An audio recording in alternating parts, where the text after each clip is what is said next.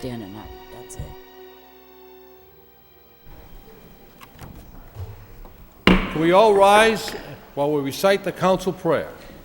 Dear God, today as this session opens, we pray that your presence will be before us and everyone who serves in the decision-making process of our city.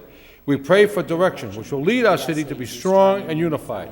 May we continue the legacy of our founders. May we be granted this day the wisdom to make decisions which will be for the good of our city. We also pray for your special blessing on all those who are working to transform our city and make it a better place to live and work. Amen. Let us honor America by saluting our flag. I pledge allegiance to the flag of the United States of America and to the republic for which it stands, one nation, under God, indivisible, with liberty and justice for all. Thank you. Mr. Clerk, roll call, please. Councilor Kazandrian. Here. Councilor Lenzi. Here. Councilor Martin. Here. Councilor Armin Mercia. Here. Councilor Rita Mercia. Here. Councilor Milanazzo. Here. Councilor Broderick. Here. Mayor Caulfield. Here. Councilor Elliott. Here. 9 present. Thank you. The chair recognizes Councilor Rita Mercia. Thank you, Mr. Mayor. I'd like to offer a moment of silence in darkened chamber for all the Army personnel and the civilians who were killed at Fort Hood in Texas. Thank you. The chair would recognize Councilor Bill Martin. Thank you, Mr. Mayor. I'd also like to offer a moment of silence in darkened chambers for Jack Riley. Jack was one of the better-known business leaders in our city. Everybody, I think, knew him as the chairman, most recently, of Fred C. Church. He is survived by his wife, Elaine, who he's married to for 54 years. They were mother and father to 6 children, 4 of whom survived: Patricia, Catherine, Michael, and John, and 2 who predeceased, Susan and Mary Jo, who was my contemporary. Mr. Riley was a member of the undefeated football teams at Lowell High in 1948 and 49. Also played football at Dartmouth College, where he earned a degree in economics.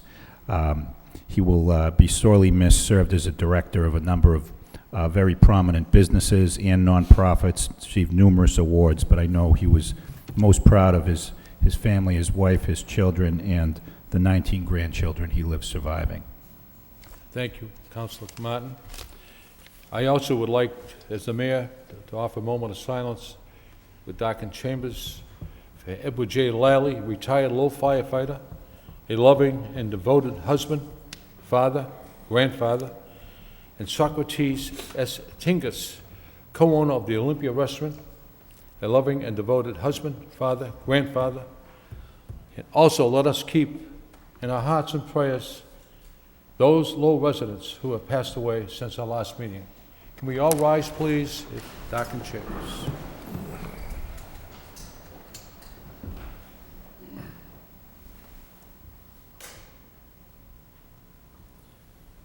May they rest in peace.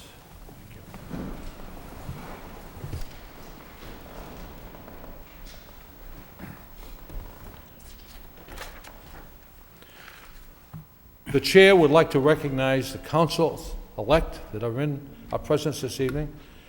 Council-elect Joseph Mendonca, Council-elect Frankie Dakota, and Council-elect Patrick Murphy. Welcome. The chair would also like to recognize Council Rita. Thank you, Mr. Mayor. I would also, on a lighter note, say happy birthday, 234th birthday for the United States Marine Corps, which was initiated November 10th, 1775. Semper Fi. Oh. Thank you. Thank you. Thank you. Motion to accept the minutes of the last meeting by Councilor Broderick, seconded by Councilor Milanazzo. All in favor, signify by saying aye. Any opposed? The minutes have been accepted and placed on file. Communications from Manager Lynch. Anyone? Councilor Broderick. Thank you, Mr. Mayor. There's quite a bit of good news in here, but I'd like to just congratulate Gunther Wellenstein on the recycling. He's receiving the Recycler of the Year award, and he played a huge role in the success of in the new pay-as-you-throw trash program. So congratulations to Gunther, and thank you. Keep up the good work. Yes. Yes, Gunther Wallenstein deserves that prestigious award, and I'm going to try to make that award in Waltham. It's in Waltham Thursday night. Councilman Milonazo?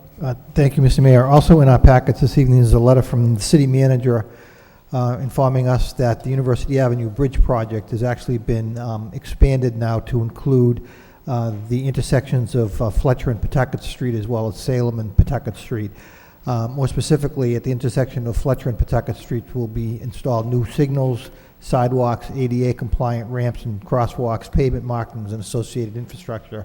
I think that's very good news in light of the fact that with the new bridge going across the Merrimack, it's important to make sure that the areas that approach the bridge are also updated or upgraded as well. And as we know, the entire project is estimated to cost $21 million, and I think that having these intersections now included in that is a good step forward. So, Thank you. Any other? Councilor Elliott? Thank you, Mr. Mayor. We received a communication from Mr. Moses, and the city manager regarding FY010 budget status. There's a lot of information on here. In fact, I was going to recommend that we send it to the Finance Subcommittee for discussion, the budget changes and revenue projections. So rather than get into it, perhaps by the time we have the Finance Subcommittee, we'll have a little bit more guidance on exactly what direction we're heading into from the state. But I think it is interesting to note that regardless of what takes place in the supplemental budget, or if the House and Senate come up with some other alternative, some cuts are inevitable. Shannon grants, police training grants, school-based health programs, and sewer relief. So we're still not out of the hole yet. And Mr. Manager, I don't know if you want to add anything before we refer this, but. Well, if I may, I do, as I indicated in my cover memo, transmitting Mr. Moses' report. I do think a meeting with the Finance Subcommittee is very appropriate, and hopefully we can do that probably before the meeting on the 24th of November. We were spared the dramatic local aid cuts that some were predicting. The governor was very good about that, but we're hit on a number of different accounts that the city depends upon, including our reimbursement for the Quinn, state-owned land. We did lose money in the Shannon grant. That doesn't hit our operating budget like the other two do, but it does cut into our ability to provide services. As the memo points out, or the report points out, we have had some good news on the, we're picking up a little bit more in local receipts. We picked up a good amount of new growth this year that we did not really anticipate coming in quite so high. So that was positive. We were able to close in the snow and ice budget deficit by a substantial amount, and so that was positive. But we do have a number of other areas where we have lost some revenue, or that we are not hitting our targets. So I think it is advisable to meet and to address some of these issues as we get towards the end of November. We'll be submitting the necessary paperwork to the Department of Revenue that will show a balanced budget, and we will deal with this fiscal year. I think the bigger issue that we're facing really is fiscal year 11. That's being, by all signs, the state will still not be in a position where they can increase our local aid, and more than likely they will decrease our local aid once again. And we continue to face other budgetary pressures. So we'll be working to develop the forecast for fiscal year 11 that we will be presenting to you, and then updating that as more information becomes available. But perhaps, Councilor, you and I can talk about some different dates of setting up a meeting of the That's fine. subcommittee. Next week sometime, whatever's convenient. We did get revised cherry sheet figures. Essentially, there seems to be not a lot of change. We lost about $200,000. Right. I would like to point out that the two biggest items that will affect us in terms of the cherry sheet, the loss of pilot, or the payments in lieu of taxes from the state, as well as the Quinn bill, are not reflected in in the current version of the cherry sheet because they require legislative approval. Until the legislature does vote on that, those numbers are subject to change. Do we anticipate that both of those pieces of legislation are going to pass or change? I believe they're going to try to vote on all those before the session ends, before the holidays. So particularly for the Quinn bill, we're responsible for picking up the entire, or the balance of the 50% that's not going to be funded. Right, and you may recall that when we received the cherry sheets earlier this year, there was a cut in the Quinn bill. We had been receiving $1.3 million in reimbursement. That was cut down to $250,000, and now that 50% of that will be eliminated if the governor's plan goes into effect. But we are, the city of Lowell, communities basically have fit into three categories. Some communities have language in their contracts that say that if the state does not fund the Quinn bill, that the community is not responsible for that share of the educational incentive. Other communities are silent. They just have the educational incentive and it's left to interpretation. And then there are communities like Lowell that have very specific language. This goes back about 20 years in our contract that says that if the state does not pay its share, the city is responsible for that share. So that's the category that we fit into in that. We also received another communication, which I'd also like to forward to the Finance Subcommittee, Mr. Mayor, and that would be the property valuation for FY09 and how that impacts. The memo indicates that there's been, a drop in some classes, particularly three-family homes. But it'd be helpful to know what impact the loss in valuation will have on the tax rate. Well, we'll be happy to speak to that at the Finance Subcommittee, but in a nutshell, it affects the, any drop in value will drive the tax rate up, but it has it's a revenue neutral adjustment that takes place. So the rate may go up, the rate per 1,000 goes up, but as the values drop down, it produces the same amount of revenue for the city and essentially the same amount of payment in taxes from people, except that it shifts a little bit. If some people drop down more than others, they'll pay a little bit less, and the other people that drop down not quite as much will pay a little bit more. But we can go through some of those specifics when we meet. Great. Thank you. Councilor Bill Martin. Thank you, Mr. Mayor. I wanted to just give the manager a chance to comment, if you would. There's a notice on our desk tonight about some street closings over the next 2 weekends. There's going to be the intersection of Market Street and Central Street and Prescott Street. There's going to be undergoing work Saturday, Sunday, upcoming, and then the following Saturday, Sunday, potentially into Monday morning, according to this notice, to repair cobblestones and make improvements to the handicap ramps and things. So just want people to know there'll be downtown work over the next 2 weekends. There are detour routes mapped out, and I don't know, Mr. Manager, if you have anything to add or what the long-term improvement is going to be here that people are... Right. Well, Council, this is all part of the cobblestone repair work, which has been a number of years in the discussion phase, and there were efforts by the, you can tell I'm looking for it. There've been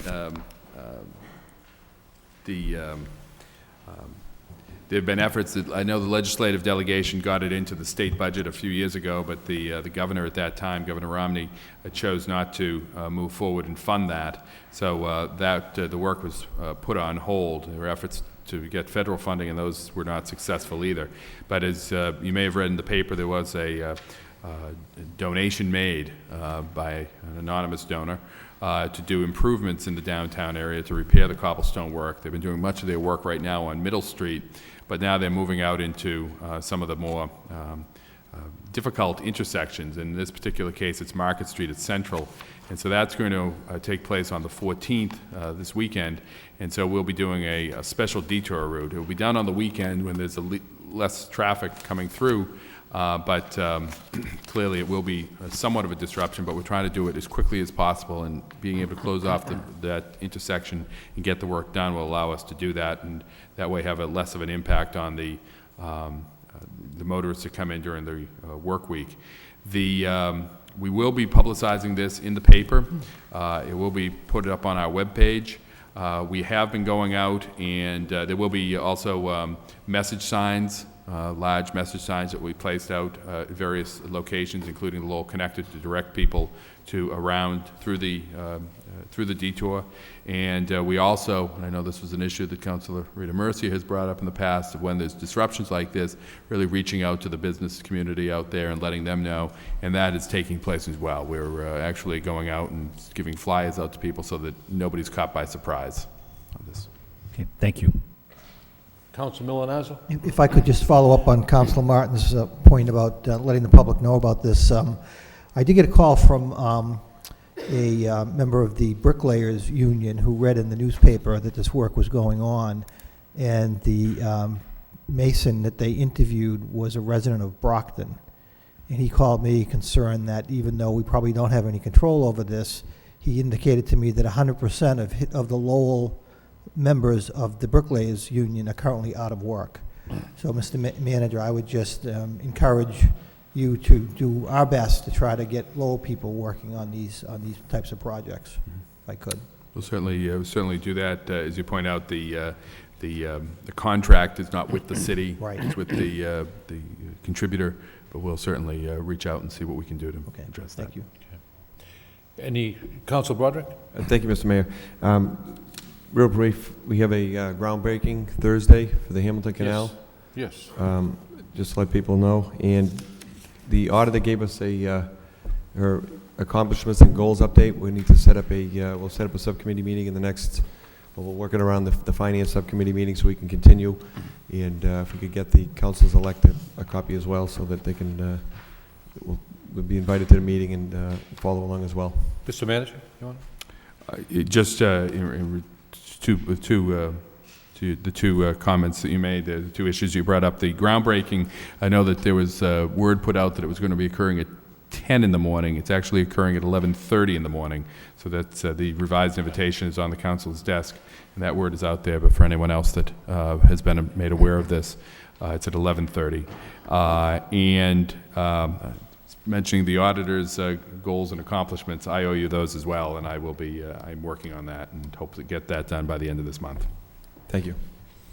I must say that the inconvenience that people will experience this weekend to fix the cobblestones is well worth it. It's long, long overdue, and that benefactor, I can't thank enough. And Councilor Elliott, you would like a motion to refer the budget status that Mr. Moses sent us, you want to refer that to the Finance Subcommittee? Seconded by Councilor Broderick. All in favor of that motion signify by saying aye.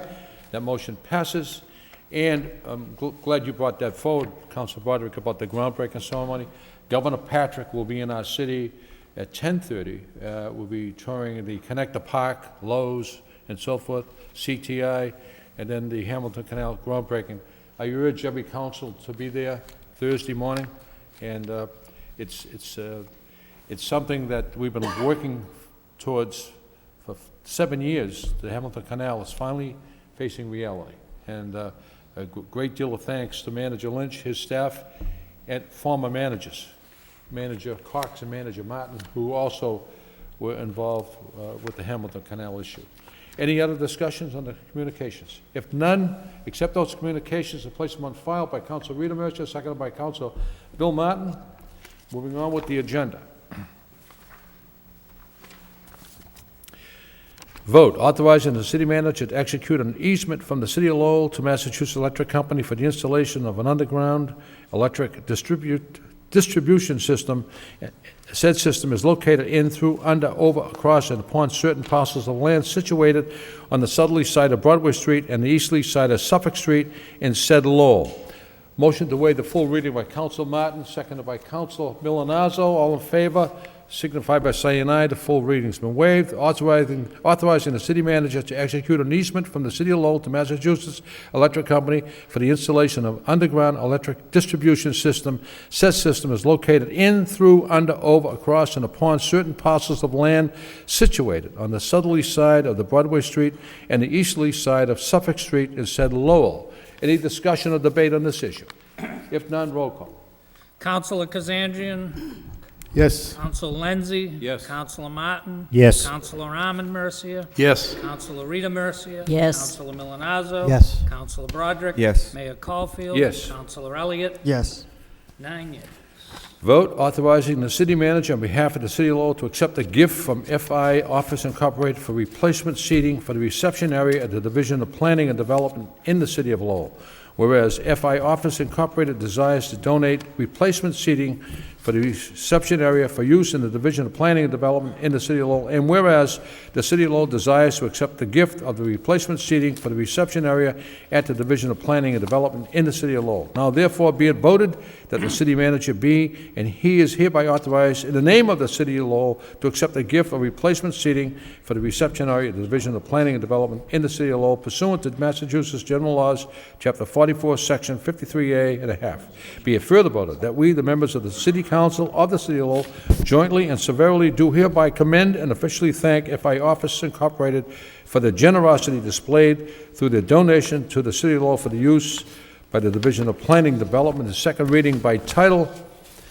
A vote authorizing the city manager on behalf of the City of Lowell to accept a gift from FI Office Incorporated for replacement seating for the reception area at the Division of Planning and Development in the City of Lowell. Any questions, any debate? If none, roll call. Councilor Kazandrian. Yes. Councilor Lenzi. Yes. Councilor Martin. Yes. Councilor Arman Mercia. Yes. Councilor Rita Mercia. Yes. Councilor Milonazo. Yes. Councilor Broderick. Yes. Mayor Caulfield.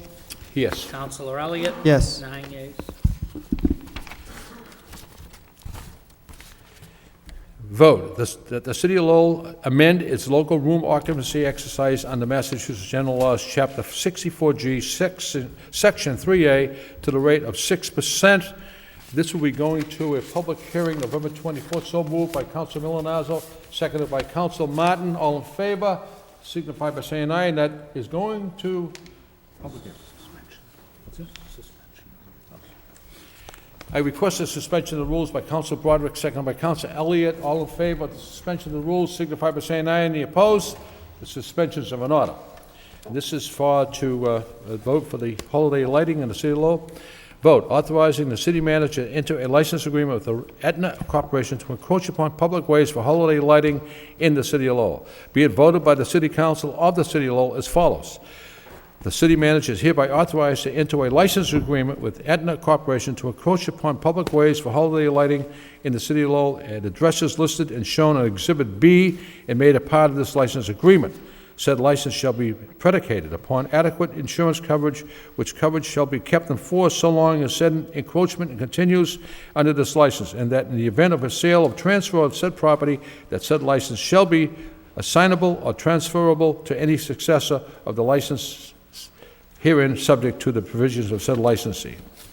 In the event that the said insurance coverage shall be canceled or lapses without being renewed or replaced, then said license hereunder shall be forthwith terminated, and license shall have to cease and desist upon said encroachment. Said license shall be in accordance with the form or substantially the form attached hereto. Motion to waive the full reading by Councilor Arman Mercia, seconded by Councilor Milonazo. All in favor signify by saying aye. Any opposed? The full reading's been waived. Second reading by title, authorizing the city manager to enter a license agreement with Aetna Corporation to encroach upon public ways for holiday lighting in the City of Lowell. Any questions? Roll call. Councilor Kazandrian. Yes. Councilor Lenzi. Yes. Councilor Martin. Yes. Councilor Arman Mercia. Yes. Councilor Rita Mercia. Yes. Councilor Milonazo. Yes. Councilor Broderick. Yes. Mayor Caulfield. Yes. Councilor Elliott. Yes. 9 yeas. What do you mean? Subcommittee reports. Councilor Elliott. Thank you, Mayor. The Finance Subcommittee met this evening in a joint subcommittee meeting with the ad hoc subcommittee and the Songus Arena, in response to motion made to refer the purchase and sale agreement with the University of Massachusetts Building Authority and the City of Lowell for the transfer of the Songus Arena.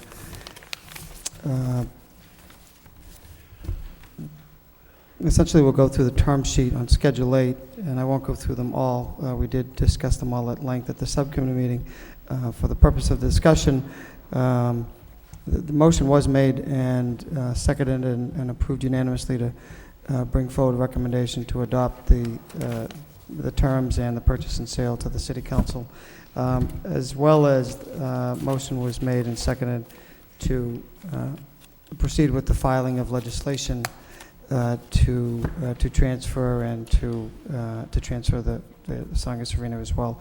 But the terms haven't changed essentially according to the city manager from what has been discussed for a number of months.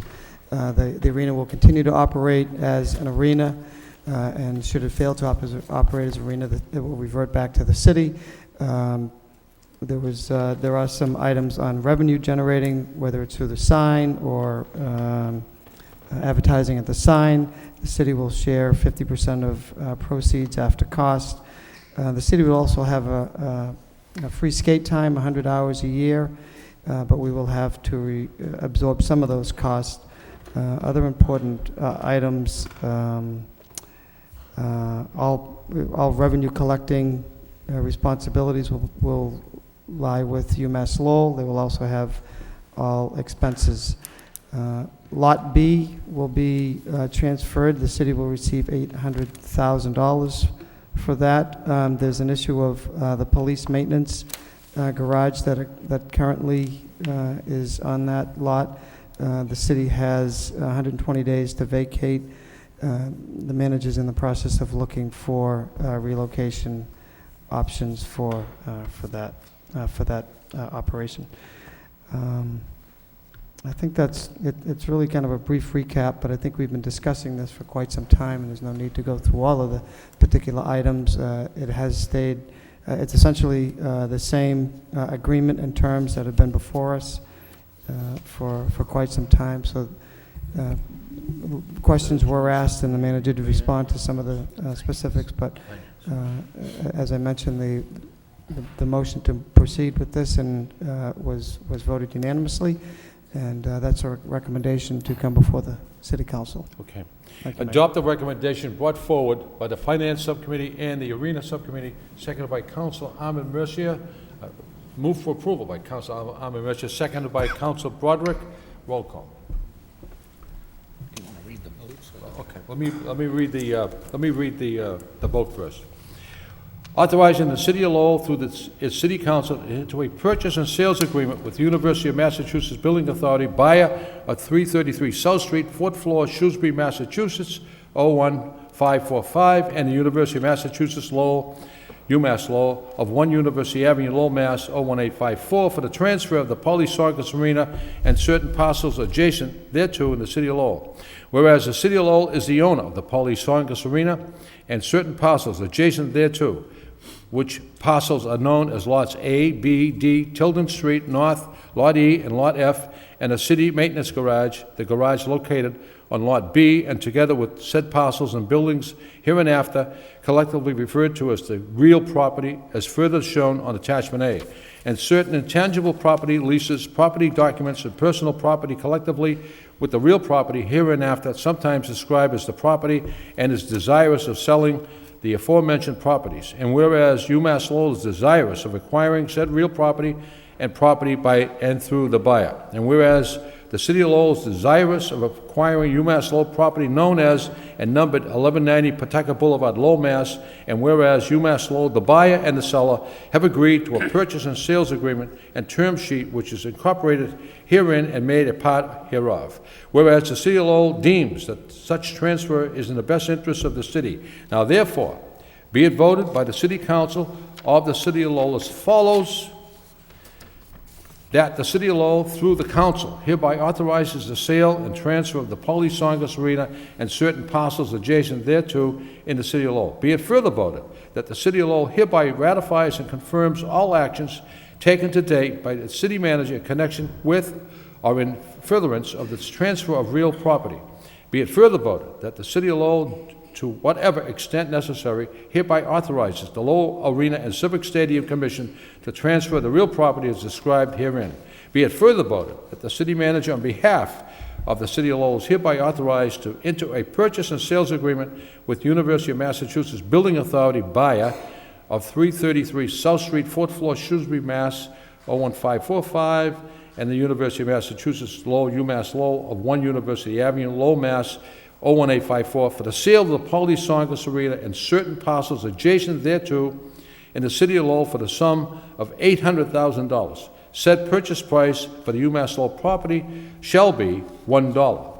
Be it further voted that the purchase and sales agreement and the term sheet, and any amendments thereto contain such other terms and conditions as the city manager deems to be in the best interest of the city of Lowell. Be it further voted that the city manager is authorized to execute and deliver and to accept on behalf of the city of Lowell any and all documents related to this matter. Second reading by title.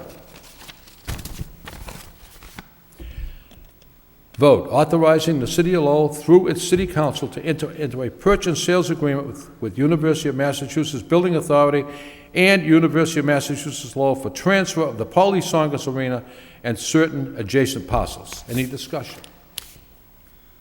If none, roll call. Councilor Kazanjian?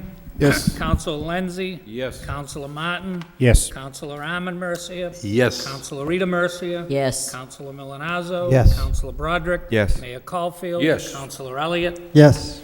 9 yeas. This next vote is on the legislation. Approving the filing of legislation which authorizes the transfer of the Paul E. Songus Arena to the University of Massachusetts Building Authority. Whereas the City of Lowell and the University of Massachusetts Lowell desire to transfer ownership of the Paul E. Songus Arena to the University of Massachusetts Building Authority. And whereas in accordance with the provisions of Massachusetts general laws, a special act of the legislature must be obtained to authorize such a transfer. And whereas the City of Lowell is petitioning the general court for passage of legislation authorizing the transfer of the Paul E. Songus Arena. And whereas a majority vote of approval by the Lowell City Council is required for the filing of such a petition. Now therefore be it voted by the City Council of the City of Lowell as follows, that the City Council of the City of Lowell by a majority vote hereby authorizes and approves the filing of special legislation to read as follows. An act to transfer the Paul E. Songus Arena from the City of Lowell to the University of Massachusetts Building Authority. Be it enacted by the Senate and House of Representatives and General Court, assembled, and by the authority of the same as follows. Section 1, Chapter 325 of the Acts of 1994, amended by Chapter 79 of the Acts of 1995, and further amended by Chapter 205 of the Acts of 1996, is hereby repealed. Section 2, all existing contractual rights and obligations of the Lowell Arena Commission with respect to the Civic Arena shall be assigned to the University of Massachusetts at Lowell. Section 3, all existing contractual rights and obligations of the Lowell Arena Commission with respect to the Civic Stadium shall be retained by the Commission and the City of Lowell. The Commission shall be renamed the Lowell Civic Stadium Commission. Motion to waive the full reading by Councilor Martin, seconded by Councilor Arman Mercia. All in favor of waiving the full reading signify by saying aye. Any opposed? The full reading's been waived. Second reading by title. Approving the filing of legislation which authorizes the transfer of the Paul E. Songus Arena to the University of Massachusetts Building Authority. Any discussion? Any debate? If none, roll call. Councilor Kazanjian? Yes. Councilor Lenzi? Yes. Councilor Martin? Yes. Councilor Arman Mercia? Yes. Councilor Rita Mercia? Yes. Councilor Milonazo? Yes. Councilor Broderick? Yes. Mayor Caulfield? Yes. Councilor Elliott? Yes. 9 yeas. We are now entering a public hearing, and the item on the agenda this evening, an ordinance amending the new Code of Ordinances for the City of Lowell, Massachusetts, the code with respect to Chapter 266, thereof entitled Vehicles and Traffic. Anyone wishing to come to the podium to speak in favor? To speak in favor? To speak in favor? That portion of the public hearing is closed. Those wishing to come to the podium to speak in opposition? Opposition? Opposition? There is no opposition. What's the wish of the body? Move Move approval. approved by Counsel Rita Mercia, seconded by Counsel Elliott. Roll call. Roll call. Counselor Kazanjian. Yes. Counselor Lenzi. Yes. Counselor Martin. Yes. Counselor Arman Mercia. Yes. Counselor Rita Mercia. Yes. Counselor Milonazo. Yes. Counselor Broderick. Yes. Mayor Caulfield. Yes. Counselor Elliott. Yes. 9 yeas. Reports. Wire inspector. Mr. Mayor, we have a, Councilman. another subcommittee report. Oh, I'm sorry. I'm sorry. So, can I, Counsel Martin. should I go now? The subcommittee on cable TV, Comcast issues Yep. met earlier this evening for the purpose of considering appointments to the Lowell Telecommunications Corporation Board. Under the LTC bylaws, the city council makes 6 appointments to that board, one of which is the chairman of this subcommittee of the city council. I'm the present chair, and have agreed to continue serving on the board. The other 5 appointments, we met to consider those, and 3 of the present appointees are willing to consider. 2 have expressed a preference to move off, and only 2 people have come forward to express interest, so we have the exact number of people that we need. Those existing people would be reappointed, Jay Lenahan from Middlesex Community College, Jim Cook as a representative of the business community, Paul Marion from UMass Lowell. The new appointees would be Lynn Brown Zunis and Jose Gabriel, who was a recent candidate. Lynn is well known to us, but she is in the health field, and the prior appointee had been in that field. And Jose Gabriel would replace An Fang, who was a member of an underrepresented group here in the city. So Mr. Gabriel, we know from the recent campaign for city council, but years ago also had a television show on LTC and expressed some interest to go back on the board. So the motion from the subcommittee was to recommend appointment of these 6 people, who would be William Martin, Jay Lenahan, James Cook, Paul Marion, Jose Gabriel, and Lynn Brown Zunis. Adopt the recommendation by Counsel Broderick, seconded by Counsel Elliott. Any questions? Roll call.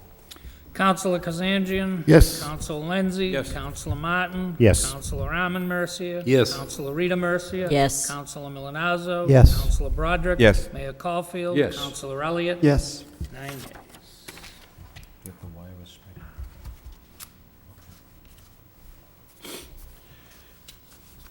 Wire inspector, report Department of Public Works, Division of Streets and Highways, Superintendent of Wires, corner of Palmer Street and Merrimack Street, approximately 38 feet of conduit, location approximately as shown on plan attached, and also 30 feet of conduit on Clark Road, and accept the report and adopt the accompanying orders by Counsel Milonazo, seconded by Counsel Rita Mercia.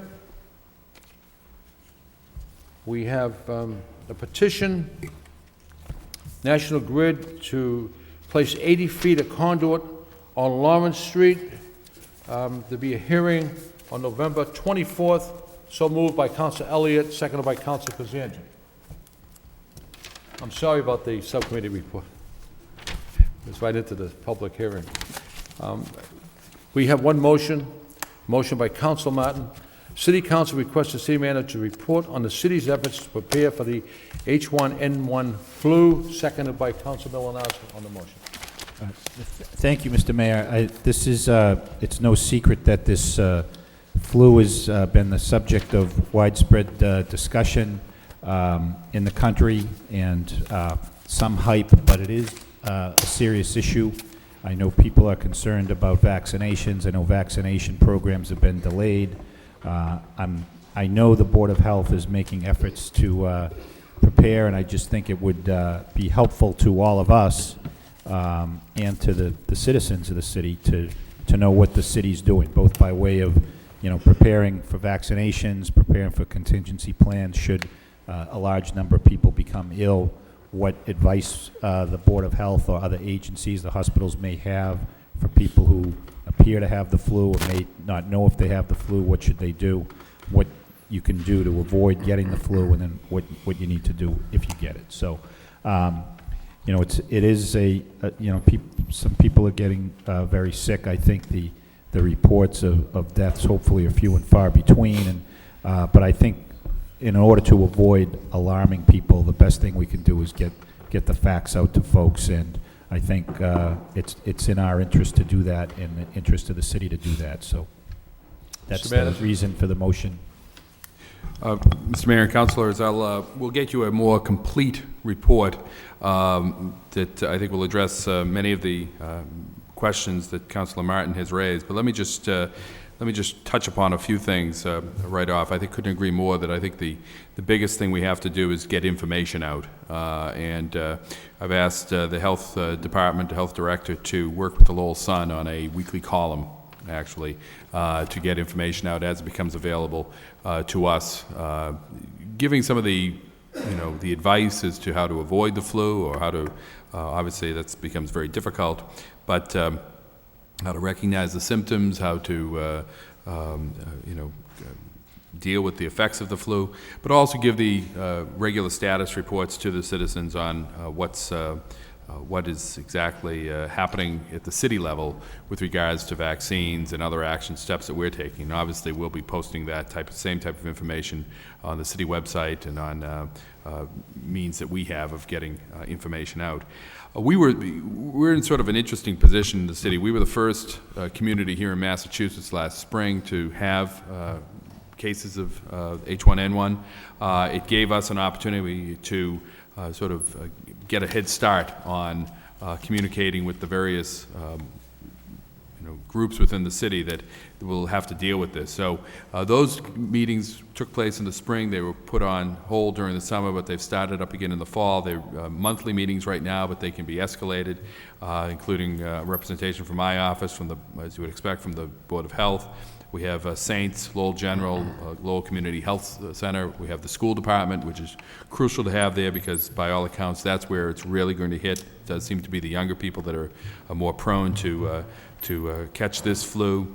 Obviously, we have our emergency medical people there, police, fire, Trinity, ambulance. Pride Star has participated as well, Saints EMS. We're also in a unique position here in the city, having two institutions of higher education, particularly the university, with a large number of students living on campus, and that's a whole other set of challenges that we face. So both UMass Lowell and MCC are in attendance, and so we meet on a, as I say, on a monthly basis to go over the information that we have available and get some type of regular updates, and I believe this is taking place more on a weekly basis, from the various hospitals and medical facilities in the city to know what the incidence is that's occurring, how many cases are being reported, and so we can track those.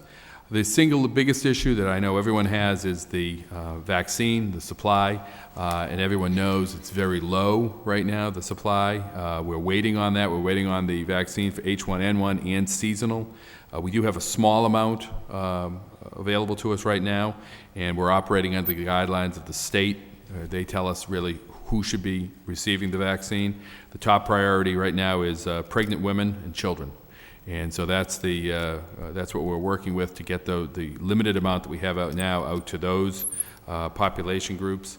We have a clinic planned for pregnant women later on this month, and we will hope to have some future H1N1 clinics for children coming up in the near future, and as well as some of the emergency medical people that will be dealing with the people with flu moving forward.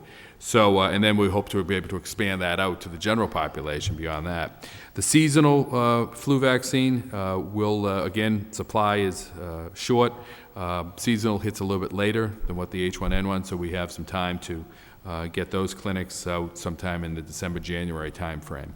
Right now, the top priority is getting that the vaccine in and holding the clinics for those population groups, those key population groups, and then spreading it out to the general population.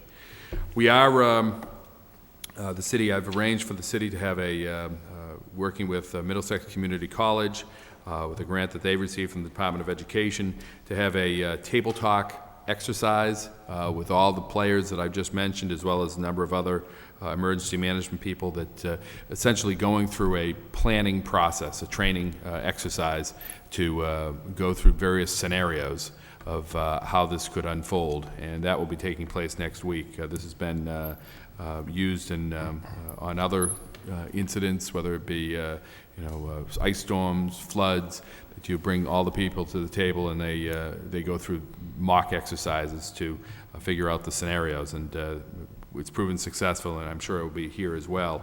And so those are the steps that we're taking right now to get information out, get the vaccine out to those key population groups, plan for various scenarios, and we're continuing to monitor this and stay ahead of the curve. But I'll get a more formal report out to you at the next meeting. Thank you. Any discussion on the motion? All in favor of the motion signify by saying aye. Any Aye. opposed? The motion carries. Council Armitage. Mr. Mayor, I'd like to suspend the rules in order to bring a motion in to invite the councilors-elect in the formal chambers from now on till the end of our terms. Motion to suspend the rules by Council Alma Mercia, seconded by Council Rita Mercia. All in favor of the motion signify by saying aye. Any opposed? The suspensions are on order.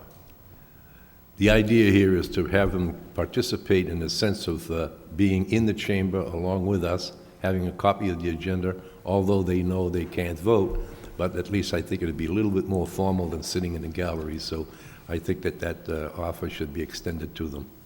Thank you. Any discussion on the motion? All in favor of the motion signify by saying aye. Aye. And it's a great motion, Council Alma Mercia. Thank you. And the next council meeting, Council-elect Joseph Mendonca, Council-elect Frankie Dakota, and Council-elect Patrick Murphy will be amongst us on the floor. As Council Alma Mercia indicated, you can't vote, but at least you'll have a say, you'll have the agenda before you. We will provide chairs, though. You won't have to sit on the floor. All in favor of the motion signify by saying aye. Any opposed? The motion carries. And before we adjourn, I attended Veterans Day observances at Lowell High School this morning, and then I went to the Hellenic Academy, and then I went to the Butler School. And I must say that patriotism in this city is alive and well. The students are well aware of what the veteran has done for this country. And tomorrow, the Lowell Veterans Council will be celebrating Veterans Day at the Senable Social Club, 364 West 6th Street, Lowell, Mass. And the breakfast will be served at 9 a.m. At 10 a.m., there'll be guest speakers. So I urge you to be there and let all the veterans know how much we love and adore them, because without them, we wouldn't have the freedom we have and we deserve today. So with that said, I'll entertain a motion to adjourn. Council Broderick, seconded by Councilor Rita Mercia. Motion to adjourn. Thank you.